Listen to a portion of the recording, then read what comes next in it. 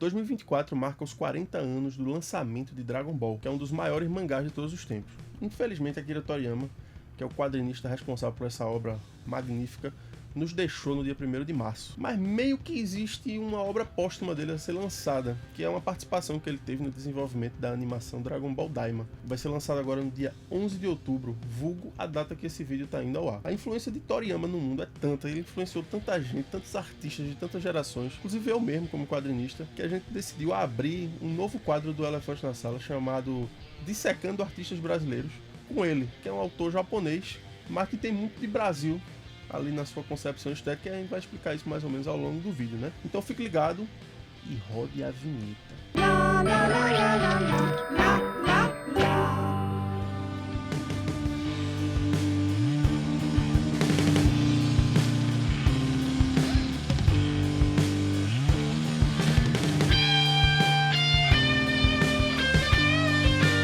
Provavelmente em algum momento da sua vida você já se deparou com alguma obra de Akira Toriyama, nem que tenha sido um Goku feioso pintado num muro de algum serviço de entrega de gás, alguma coisa assim. Pra você ter uma ideia do tamanho do escopo da obra desse cara, né? Ele é popular demais, assim. Se você tem, acho que entre 25 e 45 anos, é muito provável que você tenha, nem que seja uma memória afetiva de assistir Dragon Ball ou Dragon Ball Z na TV aberta. Para além disso, né? Talvez seja até uma coisa mais importante na sua vida. O impacto que os personagens criados por esse cara têm na vida da gente é uma coisa que raramente aconteceu na história da humanidade, né? Não à toa ele virou um dos quadrinistas mais ricos da história, né? Tentar explicar isso significa justamente retroceder, não assim, as diversas ramificações midiáticas do trabalho dele, como videogames, filmes, desenho animado e tal. Não, eu acho que a gente tem que ir para o trabalho dele como quadrinista, como narrador gráfico, como contador de história e como ilustrador, né? E para a gente entender isso, acho que a gente precisa analisar, antes de mais nada, 3 pilares fundamentais, né? As sensibilidades poéticas, né, desse autor, entender tematicamente, né, a que ele se propõe, entender o estilo de desenho que ele construiu ao longo da carreira. É muito interessante essa parte, porque o cara tem um desenho único, e, sobretudo, entender as capacidades narrativas dele, porque afinal de contas a gente está falando de um cara que escreveu uma série que durou 11 anos de produção semanal, né? Então, naturalmente, existe aí um grau de experimentação narrativa, assim, e de concisão que é gigante.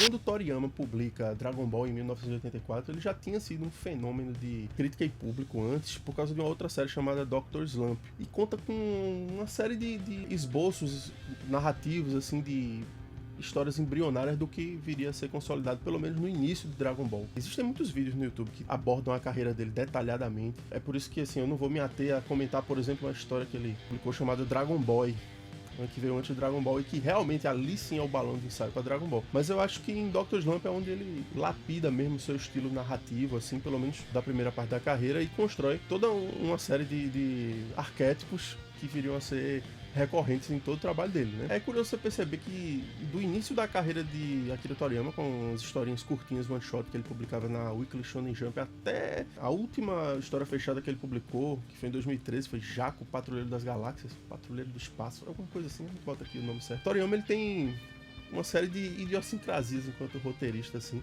que são muito interessantes. Uma delas é trabalhar sempre com um personagem extremamente ingênuo como protagonista, né? Um personagem muito ativo, ou seja, é um personagem que conduz mesmo a história, que toma decisões importantes para o andamento da trama, mas que ele também tem uma espécie de pureza de coração, né? Acho que isso fica muito evidente com o personagem com Goku, né? Que é o personagem de Dragon Ball. E ele sempre coloca esse personagem como uma espécie de agente purificador das mazelas dos seus coadjuvantes, né? Então é coisa recorrente também na forma como o Akira Toriyama escreve seus roteiros. É você ter aquelas imagens de um personagem que é apresentado como um vilão ou como um antagonista, e aí gradualmente ele vai se tornando um aliado, né?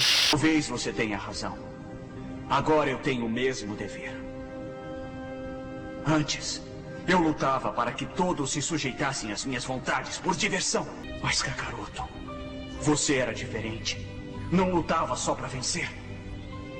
Sempre ultrapassou os limites das tuas forças para não perder de ninguém. Parece que finalmente compreendi que em meu coração existe um pouco do sentimento que os humanos têm. Você consegue, Kakaroto. Você é o melhor! À medida que dramaticamente a obra dele se torna mais intensa, essa relação de vilania vai ficando também muito mais obscura, né? Tanto é que se a gente para analisar os primeiros conflitos estabelecidos ali dentro de Dragon Ball, que é Goku, que é aquele menininho maluco, puro de coração e tal, interagindo com Bulma e com Mestre Kami, que eu acho que são os dois primeiros personagens que aparecem, pô, a gente tá lidando ali com... A mulher é uma cientista altamente dissimulada, o cara é um velho tarado, assim, eles são pessoas muito eles são meio malas, eles dois, né? Mas fatalmente eles acabam se tornando os amigos de Goku. Eu acho até interessante uma análise que eu nunca vi em canto nenhum. Na obra anterior, que é o Dr. Slump, Toriyama trabalha com a menina ciborgue Arale e o irmão dela, que é quem constrói ela, que é Senbei Norimaki. E Senbei Norimaki, ele é exatamente um cientista tarado. É como se no Dragon Ball ele tivesse pegado esse personagem separado em dois, né? Um é tarado e a outra é cientista, que é Bulma e o Mestre Kami, né? É mais ou menos por aí.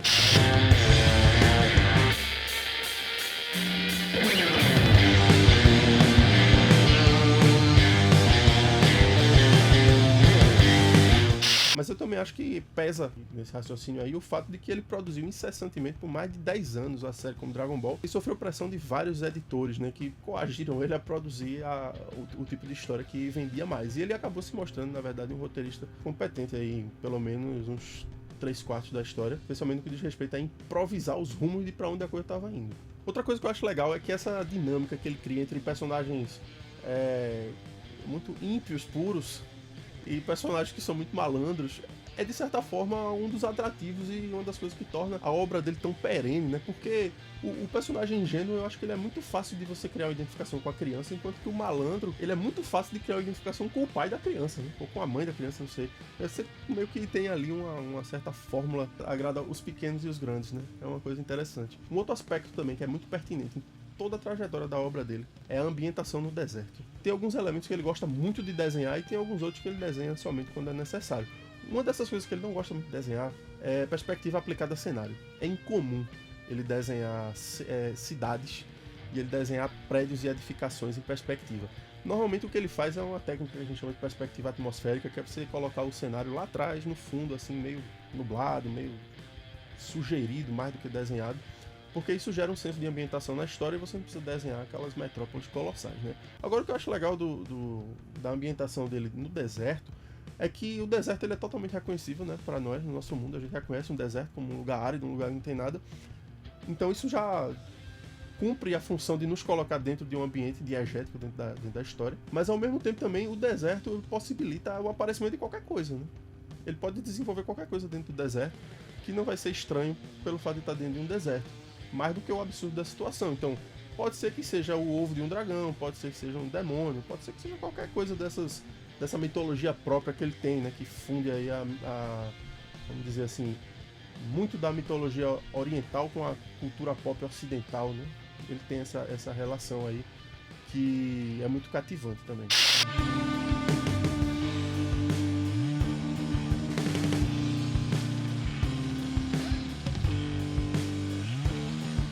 Uma observação que eu não posso deixar de fazer é que o cara trabalhou incessantemente durante 11 anos em Dragon Ball. Como essa série era a galinha dos ovos de ouro lá da editora, ele precisava se reinventar o tempo todo.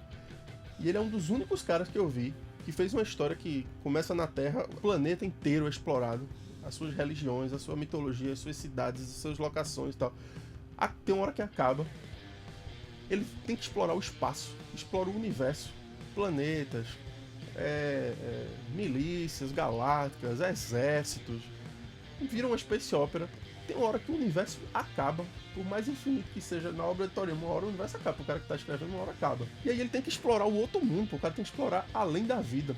Óbvio que isso também uma hora acaba, até porque a série não podia ser eterna. Mas você veja que desde que ele terminou Dragon Ball em 1995, a turma ainda tá achando o peitinho da vaca ali, né? Como desenhista, eu acho que Akira Toriyama ele é único. Acho que não teve nenhum outro artista que trabalhou a estilização da anatomia humana como ele. Nessa seção aqui dá pra gente ver mais ou menos como é o processo de estilização da anatomia humana através da própria carreira de Toriyama, né?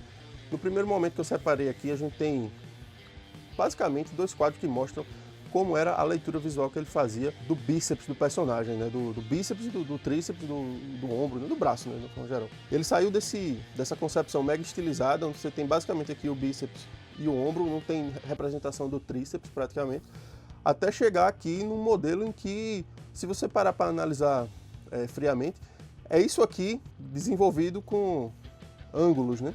O traço dele vai ficando cada vez mais anguloso, mais quadradão, mais segmentado em formas geométricas. E ele chega nessa concepção aqui em que você não tem tríceps, praticamente não tem cotovelo. Tem esse afinamento aqui, né? Entre o braço e o antebraço. É uma representação absolutamente destoante, né? Ele tem representações do mundo que são muito mais fidedignas e verossímeis do que a representação que ele faz da anatomia. É praticamente um parque de diversões. O que a gente pode também observar aqui é que a representação do torso do personagem, nesse primeiro momento da carreira dele, é completamente estilizada, né? Você tem uma representação aqui até meio que sugerida, assim, dos músculos, da musculatura, que é meio que o traço que tornou ele famoso, né? Foi esse momento aqui desse tipo de representação. Esse desenho aqui, que é de 2003, que é um momento em que ele estava fazendo aí a transição da arte tradicional para a arte digital, isso aqui eu acredito que tenha sido finalizado com bico de pena e colorido digitalmente. Ele tem uma abordagem aqui da musculatura, como eu nunca vi em nenhum outro trabalho dele, né? Muito mais próxima da realidade, muito mais realista, né? Aqui você veja que pela primeira vez ele desenhou um bíceps de um tamanho quase real. Embora a musculatura do ombro e do tríceps tenha uma representação do tríceps aqui, que é uma coisa incomum no trabalho dele, e embora ele ainda desenhe os ombros muito grandes, muito maiores do que eles são, dentro de uma perspectiva anatômica mais realista. Mas é interessante perceber também que aqui ele distorce completamente o tamanho da cabeça. Ela é muito maior do que deveria ser proporcionalmente à figura. Os veículos, por mais que ele invente o design dos veículos e seja muito marcante, a forma como ele pensa motos e aviões e naves e tal, tudo ainda é muito crível dentro de uma perspectiva realista. Enquanto ele tem um trabalho como ilustrador que é absolutamente brilhante, é preciso que a gente reconheça também que ele sabe muito bem aplicar essa capacidade de síntese e de estilização dele à construção narrativa. Se a gente pega os primeiros volumes de Dragon Ball e a gente analisa as indumentárias de personagens como Yantia ou como Rei Cutelo, você vai ver que isso aí está muito mais próximo da concepção de Akira Toriyama enquanto ilustrador, né? Parece até que ele está querendo mostrar serviço, né? Os designs são complexos, são cheios de rococós e de detalhes assim. Só que claramente isso aí, quando você tem que desenhar isso aí 3 vezes na mesma página e depois 3 vezes na outra e na outra, isso dá uma canseira que não é brincadeira, eu falo por experiência. Então, pra mim é muito sintomático e depois de sei lá quantos volumes, ele começa a pegar essa estilização anatômica que ele já vinha fazendo aí na musculatura dos personagens e ele começa a desenvolver padrões. E esses padrões dão origem a uma série de indumentárias e de designs que começam a se tornar recorrentes e cada vez mais presentes na obra dele. O que é genial, porque facilita a produção, ele consegue produzir isso mais rápido, porque as figuras são muito simplificadas e estilizadas, e ao mesmo tempo isso produz um imaginário. E aí você nunca mais esquece aquilo que você está vendo uma vez, e o trabalho dele, como a gente já sabe, uma vez que penetra nas nossas mentes, nunca mais vai embora, né? O Dragon Ball já saiu no Brasil, acho que mais ou menos 3 vezes e meia impresso.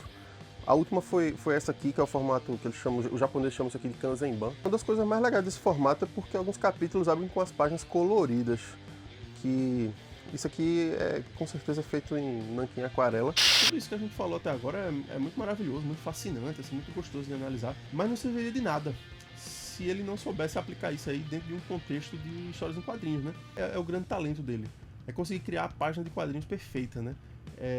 Na verdade, Akira Toriyama ele consegue fazer com que o leitor ele compreenda com perfeição a cronologia dos acontecimentos dos quadros de uma página, ao passo que ele também consegue elevar a tensão e a atenção de quem está lendo para querer prosseguir na leitura.